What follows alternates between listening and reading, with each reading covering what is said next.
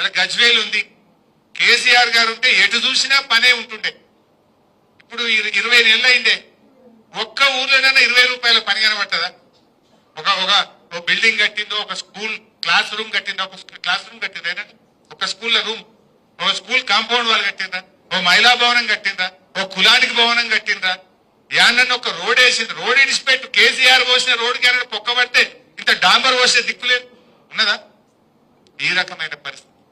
అందులో మనం ప్రజలకు చెప్పాలి, దయచేసి మీరు కూడా సీరియస్ తీసుకోండి. ఎన్నికలు ఆషామాషిగా తీసుకోవద్దు. వాళ్ళకి ఏముంటది, ఎట్లనే చేసి మేము జరంత సిద్దిపేటలు ఏమైనా కొడితే బాగుండు, ఈయన్ని ఏమైనా చేస్తే బాగుండు అని తండ్లాడుతుంటారు. మరి మనము అంతకంటే గట్టిగా పనిచేసి వాళ్ళకి గుణపాఠం చెప్పాలి.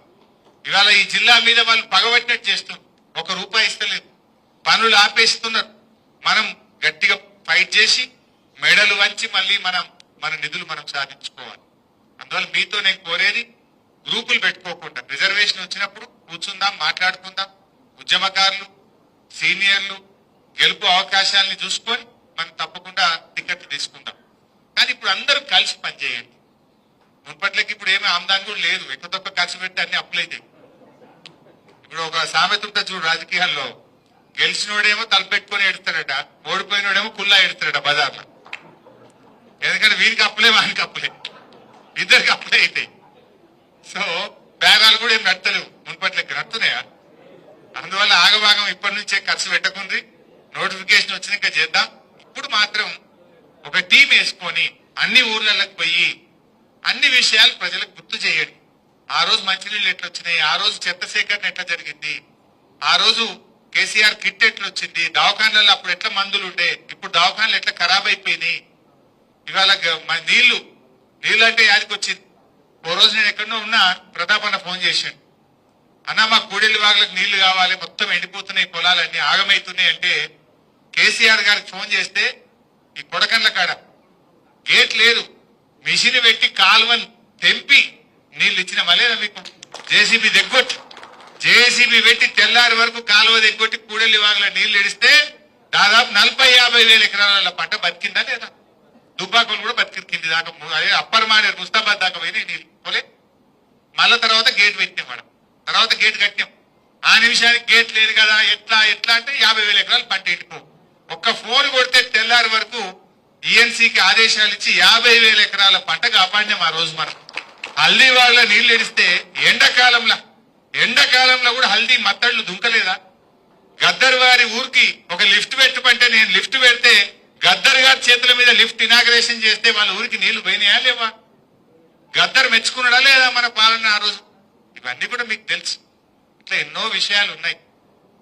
అయితే నేననేది, త్రాగునీరైనా సాగునీరైనా అభివృద్ధికి కేర్ ఆఫ్ అడ్రస్ గజ్వేల్ గా మారిందా లేదా? ఇవాళ ఈ గజ్వేల్ యొక్క ప్రతిష్టను, గౌరవాన్ని పెంచింది బీఆర్ఎస్ పార్టీ, పెంచింది మన కేసీఆర్. మరి మనం కూడా మన గౌరవాన్ని నిలబెట్టుకుందాం. నాకేముంటుంది, 9కి 9 మండలాలు మనం గెలవాల్సిందే. అన్ని ఎంపీపీలు, అన్ని జెడ్పీటీసీల్లో గులాబీ జెండా ఎగరాలి. దానికి మీరు కష్టపడి పనిచేయండి. మేము కూడా శాయశక్తుల ప్రతి మండలం తిరుగుతాం. మిమ్మల్ని గెలిపించుకోవడానికి సర్వశక్తులు పెట్టి పార్టీ మిమ్మల్ని గెలిపించుకుంటది. మీరే మాకు ఊపిరి. మీరు కూడా సమన్వయంతో పనిచేయండి. ఒకసారి కేసీఆర్ వచ్చింది అనుకో, మళ్ళా మస్తు ఛాన్సులు ఉంటాయి.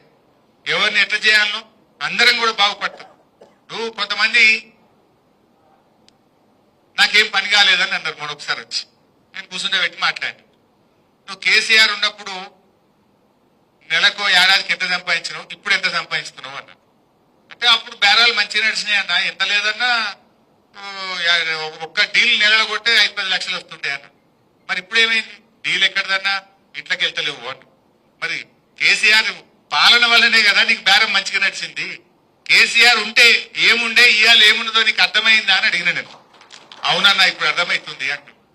ఒక మంచి పాలన ఉంటే, ప్రజలు బాగుంటే, వ్యాపారాలు బాగుంటే అందరికి చేతినిండా పని ఉంటుంది. అందరూ కూడా సంతోషంగా, మేస్త్రీలు ఉంటారు. 4 ఇళ్ళు, ఇప్పుడు గజ్వేల్ మున్పట్లకి ఇల్లు కట్టురా, మేస్త్రీలకు కూడా గిరాకీ కమ్మైందా లేదా? సిమెంట్ దుకాణం గిరాకీ కమ్మైందా లేదా? సలాకోనికి గిరాకీ కమ్మైందా లేదా? శానిటరీ దుకాణం గిరాకీ కమ్మైందా లేదా? కిరాణం దుకాణం కూడా కమ్మైతుందా లేదా? అప్పుడు పని బాగా అవుతుంటే లేబర్ 6 కేలు 7 కేలు వచ్చి ఉందరు. లేబర్ ఉంటే సామాన్ కొంటారు, కూరగాయలు కొంటారు, కూరగాయలకు కమ్మి అయిపోయి కిరాణం కమ్మి అయిపోయి. అంటే మనిషి కేసీఆర్ ఉంటే ఏముండే ఇవాళ ఏమున్నదని మనం అర్థం చేసుకోం. అందువల్ల ఆయన వచ్చిందనుకో అందరికీ గౌరవం, ప్రజలందరికీ మేలు జరుగుతుంది, మన కార్యకర్తలందరికీ కూడా మేలు జరుగుతుంది. సో దాన్ని మనం గమనించాలి. ఇవాళ ఏమైతుంది గజ్వేల్లా, ఇసుక ట్రాక్టర్ కనబట్టే వసూలు, మట్టి కొడితే వసూలు, పోలీస్ స్టేషన్ పోతే వసూలు, అన్నిటికీ రేట్లు అయిపోయినాయి. అదేవా కొత్త పనులేం లేవు, వసూలు పట్టీలు, అక్రమ కేసులు. ఇంతకు మించి ఏమైనా అవుతుందా గజ్వేల్? యాడన కింద దొరికితే పిటిషన్ పెట్టాలి, వసూలు పట్టాలి, పంచాయతీలు సెటిల్ చేయాలి. ఇదే కదా జరిగింది. ఏమైనా జరిగిందా? దయచేసి మీరు ఆలోచన చేయండి. అందువల్ల మంచి టీంలు వేసుకోండి, టీంలు వేసుకొని ఒక ప్రణాళికబద్ధంగా పనిచేయండి. మనలో మన గ్రూపులు వద్దు. తర్వాత మనం ఒక్క సీట్ ఓడిపోయినా బాధపడేది మీరే. మళ్ళా మాకేముంటది, మా ఎంపీపీ గారు మండల ఆఫీస్ లో కూర్చుంటే ఎప్పుడైనా మేము కూడా వచ్చాడు కూర్చుంటాం, కార్యకర్తలందరినీ కలవడానికి అవకాశం ఉంటుంది. మనకు మండలంలో ఒక అడ్డా ఉండదా? ఏదైనా మంచి చెడు అయితే ఎస్ఐకో ఎండిఓకో ఫోన్ చేసి మన ఎంపీపీ మాట్లాడడా, మన జడ్పీటీసీ గట్టిగా మన కార్యకర్తల్ని కాపాడుకోవడం. అందువల్ల మనం అన్ని గెలవాలి, అన్ని మండలాలు గెలవాలి. అందరూ కూడా సహకరించండి. ఏ కార్యకర్తను కూడా మనం మిస్ చేసుకో, మన కూర్చొని మాట్లాడుకుందాం మండలాల వారిగా. ఇప్పుడైతే మీరు ఒక టీం వేసుకొని మండల్ వైజ్ గా రోజు 4 ఊర్లో 3 ఊర్లో పోయి ప్రజల్ని కలవండి, ఉపాధి హామీ కూలీల దగ్గర పోయి మాట్లాడండి. ఇలా వాళ్ళు కూడా నారాజీ ఉన్నారు. ఫీల్డ్ అసిస్టెంట్లకు జీతం రాక 4 నెలలే మంట మీద ఉన్నారు. వాళ్ళు వద్దన్న మనకు పనిచేస్తారు, బీఆర్ఎస్ చేయరా? 4 నెలల నుంచి జీతం రాకపోతే కడుపు కాలితే ఎవడుకుంటాడే? టెక్నికల్ అసిస్టెంట్లు కావచ్చు, ఫీల్డ్ అసిస్టెంట్లు కావచ్చు, ఏపీఓలు కావచ్చు, 4 నెలలే జీతాలు రాక. మొన్నటిదాకా పారిశుద్ధ్య కార్మికులు, ఆ ఊడ్చేటోళ్ళకి సఫాయి వాళ్ళకి 3 నెలలే జీతాలు రాక. వాళ్ళు తిట్టుడే. ఈ రకంగా ఎవరిని చూసినా అంత ఆగమాగమే ఉన్నది, ఏ చక్కగా ఉన్నటువంటి పరిస్థితి లేదు. అందువల్ల మీరు కూడా అన్ని వర్గాలు కలుపుకోండి. రేషన్ డీలర్లు ఉంటారు, 4 నెలలే వాళ్ళ కమిషన్ రాక. రేషన్ డీలర్లకు కమిషన్ రాక 4 నెలలే అవుతారు. వాళ్ళు ఫుల్ నారాజీ ఉన్నారు. మీరు కదిలిస్తే చాలు బాధ పెడతారు. ఆశా వర్కర్లకు కదిలింది, అన్న మొన్న కలిసిరు, నువ్వు ఉన్నప్పుడు ఎంత మంచిగుంటే సార్, ఆరోగ్యమంతా ఉన్నప్పుడు ఆగమైపోయినాం సార్ అంటున్నాడు. అంటే ఉన్నప్పుడు విలువ తెలియదు తల్లి, ఏదైనా మనిషి లేనప్పుడే విలువ తెలుస్తుందని నేను అంటే అవునన్నా ఇప్పుడు అర్థమవుతుంది అన్న అంటు. అంటే ఇట్లా ప్రతి వర్గం, అది మీరు చిన్న పెద్ద తేడా లేదు, కింది నుంచి మొదలుకుంటే పై వాళ్ళ వరకు అన్ని వర్గాల్లో కూడా చాలా ఇబ్బంది ఉన్నది. ఆత్మీయ భరోసా అన్నారు, ఏది కూలీలకు కూడా నేను ఏడాది 12,000 ఇస్తామన్నారు. ఒక్క ఊరికేసిందే ఎగబెట్టింది కథం. ఒకటే ఊరికేసింది, అది కూడా 10,20 మందికి ఇచ్చింది. ఉపాధి హామీ పోయేటోళ్ళందరికీ ఇవ్వాలి కదా, ఒకరికి ఇచ్చిండ్రు, అది ఒక్క ఊరికి ఇచ్చిండ్రు, కథం చేసింది. ఏది కొనెళ్ళిన పరిస్థితి లేదు. ఇప్పుడు సన్న వడ్లకు పైసలు ఇస్తామన్నారు, బోనస్ ఒక్క పంటకి ఇచ్చిండు. మన యాసంగి కొట్టింది, మన యాసంగిలో సన్న వడ్ల పైసలు 1,200 కోట్లు రావాలి. పోయినసారి వానకాలం ఇచ్చిండ్రు, యాసంగి కొట్టేసాడు కథం. ఒకటేసారి ఇచ్చుడు, ఏదైనా రైతు బంధు 2 సార్లు ఇచ్చుడు, 2 సార్లు ఎగ్గొట్టుడు, సన్న వడ్లకు ఒక్కసారి ఇచ్చుడు, ఒక్కసారి ఎగ్గొట్టుడు. ఆత్మీయ భరోసా అంటే ఒక్క ఊరికి ఇచ్చుడు, అన్ని ఊర్లకు ఎగ్గొట్టుడు. రైతు రుణమాఫీ అంటే చేసింది 30 పైసలు, ఎగ్గొట్టింది 70 పైసలు. ఎవరికి ఏ ఊర్ల కన్నా ఓన్లీ రుణమాఫీ కాని వాళ్ళు ఉండరా మీకు? 1,00,000 లోపు ఉన్నారు, 2 లక్షల లోపు ఉన్నారు, 2 లక్షల మీద వాళ్ళు అయితే అందరు ఉన్నారు. ఉన్నారా లేరా? ఆ రకంగా రుణమాఫీ విషయంలో కూడా మనం రైతుల్ని చైతన్యపరచాల్సిన అవసరం ఉంది. దాని మీద కూడా మీరు దృష్టిలో పెట్టుకోండి. సో ఇట్లా ఒకటి మీరు రుణమాఫీ విషయాన్ని, ప్రతి విషయాన్ని కూడా ప్రజల దగ్గర తీసుకువెళ్ళి ప్రజల్ని చైతన్యపరచండి. కులాల వారీగా కలవండి. మీరు ప్రతి ఊర్లో కుల సంఘానికి భవనం కట్టిందా లేదా? వాళ్ళని కలవాలి కదా, మనకు హక్కు లేదా? మహిళలకు భవనం కట్టిందా లేదా? మనకు హక్కు లేదా?